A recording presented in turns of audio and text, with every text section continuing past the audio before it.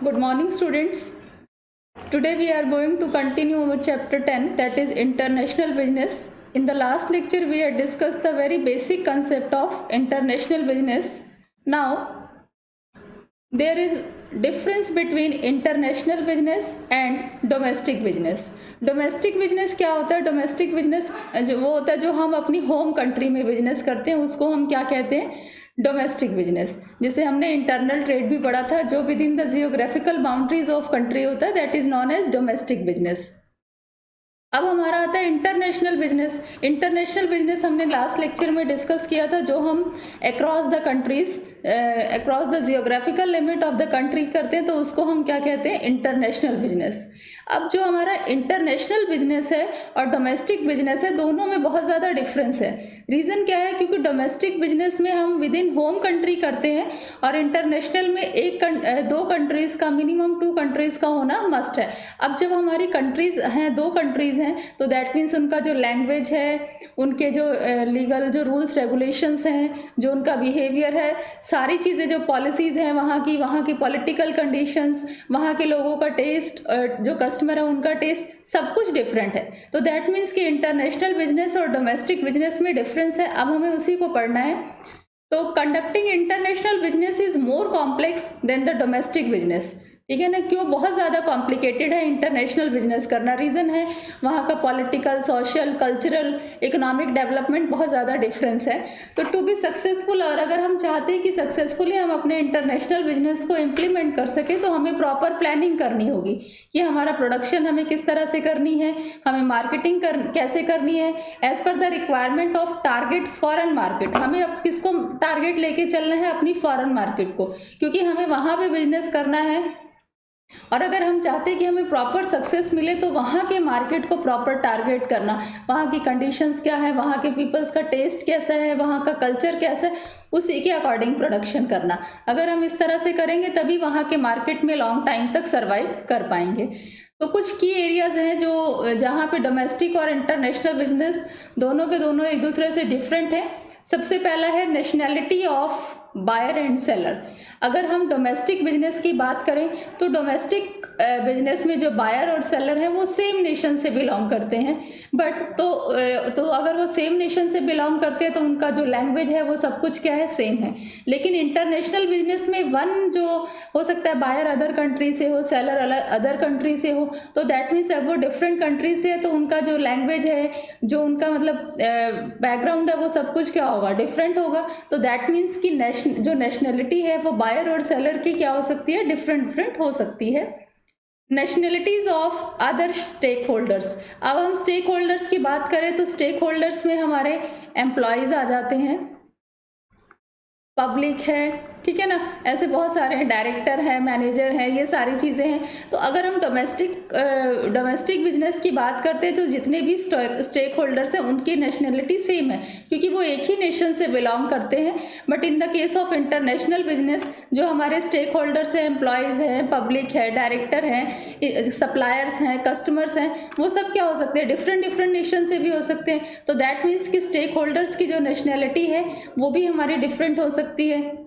Mobility of factors of production, that is more in the case of domestic business and less in the case of international business. Customers heterogeneity across markets. अब देखो, हमारे 2 words use होते हैं, एक तो होता है homogeneity और दूसरा होता है हेट्रोजिनिटी. इन वर्ड्स में कंफ्यूज नहीं होना है. होमोजिनिटी मतलब सेम सेट ऑफ एलिमेंट, लेकिन हेट्रोजिनिटी का मतलब क्या होता है? कि डिफरेंस.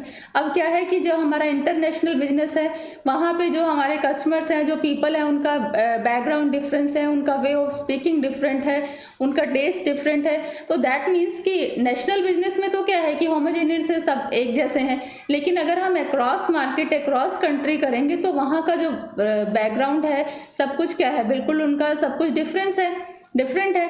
तो इसमें क्या है, जैसे अगर हम बात करें अमेरिका की, तो अमेरिका में जो गाड़ी, जो कार है, वहाँ पे सब कुछ क्या होता है? लेफ्ट ड्रिवन होता है. जैसे हमारे इंडिया में जो कार की प्रोडक्शन होती है, वो क्या होता है हमारा राइट हैंड, जो भी उनका ब्रेकिंग है, जो हैंडल है, वो सब कहाँ पर होता है, राइट साइड पे। लेकिन जो अगर हम अदर कंट्री की बात करें प्रोडक्शन की, वहाँ पे जो कार है वहाँ पे सारा सिस्टम क्या है, लेफ्ट हैंड साइड पे है। तो यहाँ पर क्या है कि अगर हम इंडिया में प्रोडक्शन कर रहे हैं तो उसके अकॉर्डिंग, और अगर हम अक्रॉस कंट्री कर रहे हैं तो दैट मीन्स उनका जो कार का जो ड्राइविंग सिस्टम है वो टोटली डिफरेंट है। तो इस तरह से जो अगर हम अक्रॉस मार्केट करते हैं तो वो सारी चीज़ें भी हमारी डिफरेंट हो जाती हैं।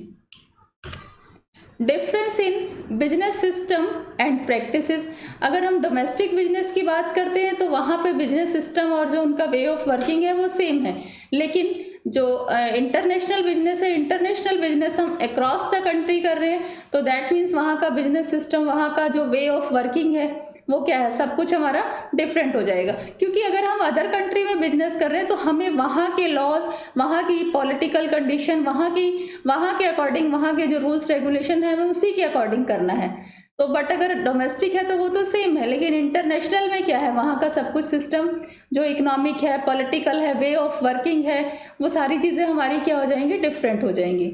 Political system and risk, political system and risk की बात करें तो डोमेस्टिक बिजनेस के केस में तो कोई प्रॉब्लम नहीं है क्योंकि एक ही नेशन से बिलोंग कर रहे हैं।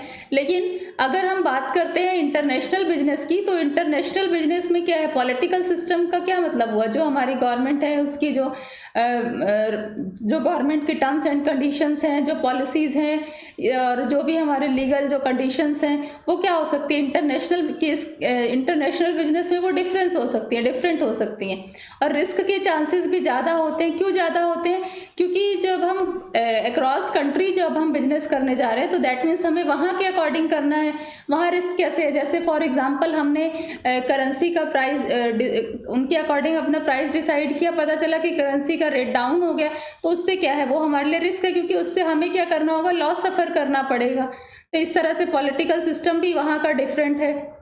Business regulations and policies, definitely जो हमारे लीगल कंडीशंस हैं, जो पॉलिसीज़ हैं, वो अगर हम डोमेस्टिक अपनी होम कंट्री की बात करें वो तो सेम है सबके लिए। लेकिन अब इंटरनेशनल बिजनेस में क्या है, दो कंट्रीज़ हैं। अब दो कंट्रीज़ हैं, हम एक कंट्री दूसरी कंट्री में बिजनेस कर रही है तो दूसरी कंट्री के हो सकता है रेगुलेशंस, जो रूल्स रेगुलेशंस हैं, जो पॉलिसीज़ हैं, जो वे ऑफ वर्किंग है, वो डेफिनेटली डिफरेंट होगा। तो दैट मीन्स कि there is a lots of difference between domestic and international business.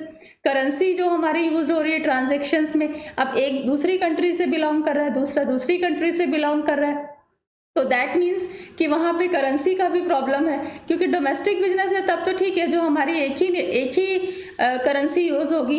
लेकिन जब हम डिफरेंट कंट्रीज़ के साथ बिजनेस कर रहे हैं तो हमें वहाँ के अकॉर्डिंग करेंसी यूज़ करनी होगी। और करेंसी हमें क्या करना है कि जैसे हमारे पास फॉर एग्जांपल हम इंडिया में हैं, हमें क्या करना है, अमेरिका से बिजनेस कर रहे हैं, वहाँ से कुछ इंपोर्ट एक्सपोर्ट कर रहे हैं, तो हमें उसी के अकॉर्डिंग करेंसी को कन्वर्ट भी कराना पड़ेगा।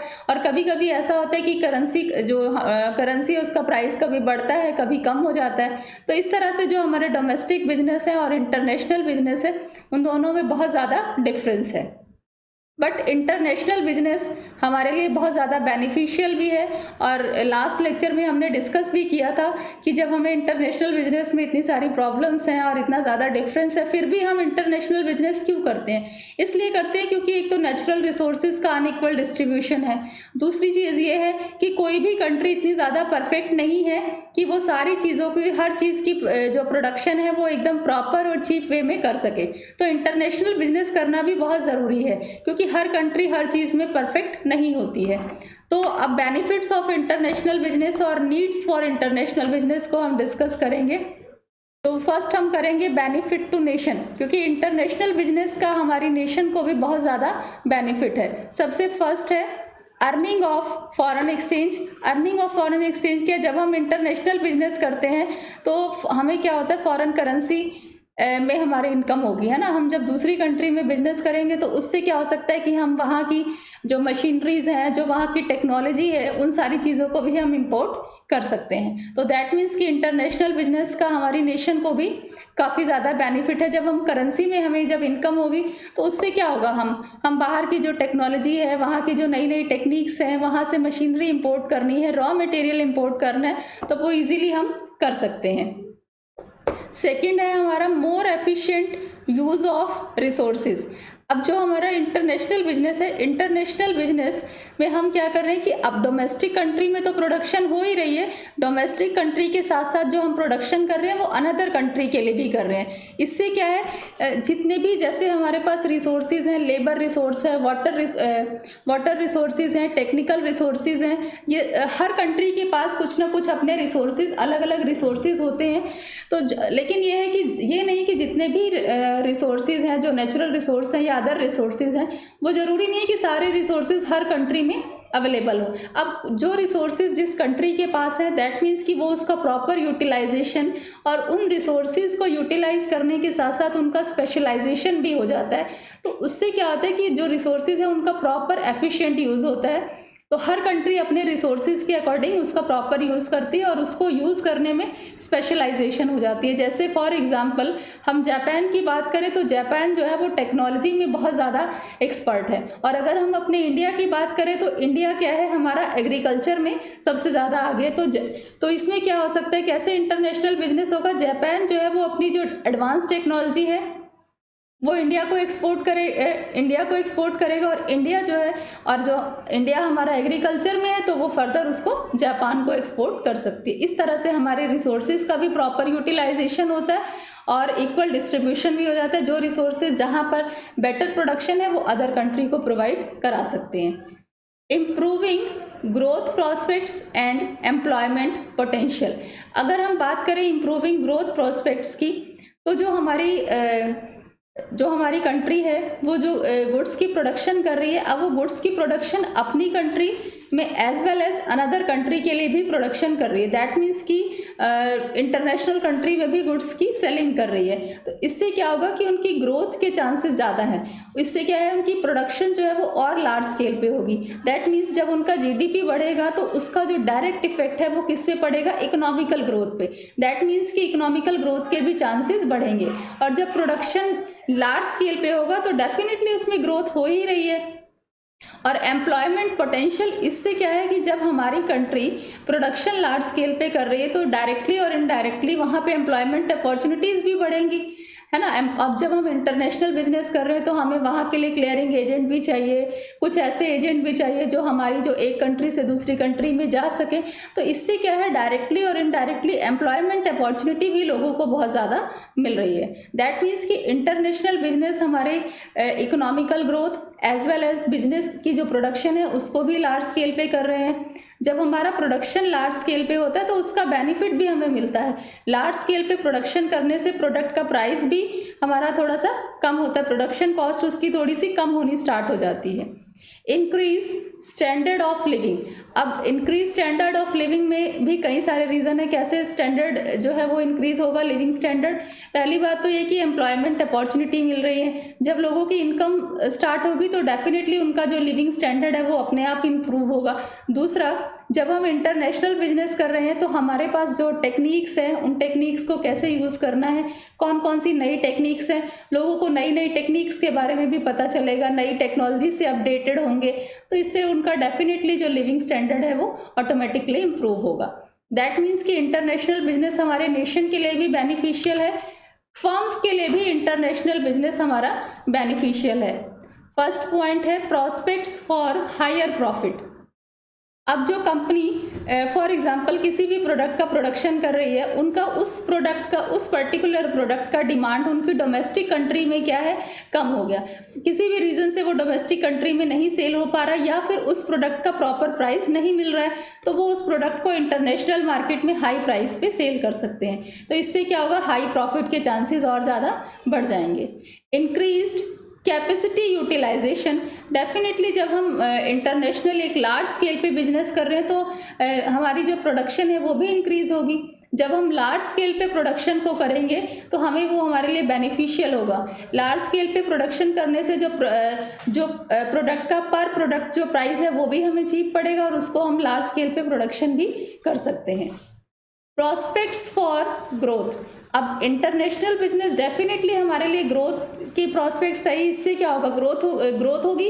क्यों? क्योंकि जो हमारी प्रोडक्शन, जब हम डोमेस्टिक कंट्री में प्रोडक्ट का प्रोडक्शन कर रहे हैं, सेल कर रहे हैं, और एज कंपैरिजन टू जब हम उसको अदर कंट्री में सेल कर रहे हैं तो उससे प्रोडक्ट की जो ग्रोथ के चांसेस है वो बहुत ज़्यादा होंगे। और वैसे भी जब हम इंटरनेशनल मार्केट में अपने प्रोडक्ट को सेल करने के लिए जा रहे हैं तो उसकी क्वालिटी, ठीक है, हर चीज़ पे हम फोकस करेंगे और उससे हमारी जो प्रोडक्शन है वो और बेटर क्वालिटी की होगी, क्योंकि हमें अगर अनदर कंट्री में गुड्स को सेल करना तो डेफिनेटली कुछ ना कुछ डिफरेंट और कुछ बेटर ही करना होगा। तो इससे क्या है कि ग्रोथ के चांसेस भी बढ़ते हैं। Way out from intense competition in the domestic market. अब देखो क्या होता है कि डोमेस्टिक मार्केट में ही कुछ कंपनीज हमारी बहुत ज़्यादा बेटर होती हैं, तो वो क्या करती हैं, उनको हम इंटरनेशनल बिजनेस के लिए सेलेक्ट करते हैं कि ये जो कंपनीज है ये इंटरनेशनल बिजनेस कर सकती हैं, तो इससे ग्रोथ के भी चांसेस बढ़ते हैं, इंक्रीज होते हैं। Improved business vision. अब बिजनेस विजन मीन्स बिजनेस का जो दायरा है, जो सिस्टम है, वो और ज़्यादा लॉन्ग होगा। क्यों? क्योंकि जब हम डोमेस्टिक कंट्री में बिजनेस कर रहे हैं तो हम अपनी, फॉर एग्जांपल इंडिया में कर रहे हैं तो इंडिया के एनवायरनमेंट, इंडिया के एटमॉस्फेयर, वहाँ की टेक्नोलॉजी, वहाँ के वर्किंग सिस्टम से अवेयर हैं। लेकिन जब हम इंटरनेशनल बिजनेस कर रहे हैं तो वहाँ कैसी टेक्नोलॉजी यूज़ हो रही है, क्या क्या अपडेशन हो रहा है, वहाँ के लोगों का टेस्ट कैसा है, वहाँ डिमांड कैसी है, दैट मीन्स कि हमारे बिजनेस का जो विज़न है वो और ज़्यादा इम्प्रूव होगा। हम अदर कंट्रीज़ के बारे में भी, वहाँ कैसे सिस्टम है, वो सारी चीज़ों से भी अवेयर हो जाएंगे। तो दैट मीन्स कि international business is beneficial for the nation as well as firms. Homework: explain in detail the difference between international business and domestic business. Explain the benefits of international business to nation and explain the benefits of international business to firms. Homework is totally based on lecture. Hope so this lecture is clear to everyone. Thank you.